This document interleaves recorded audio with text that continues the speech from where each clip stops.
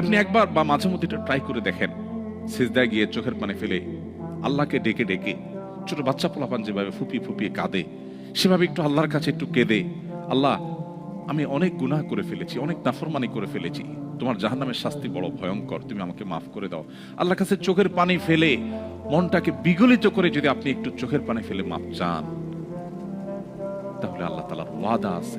আল্লাহ বলেছেন, লা তাকনাতু মির রাহমাতিল্লাহ, তোমরা আল্লাহর রহমতের আশা ছেড়ে দিও না।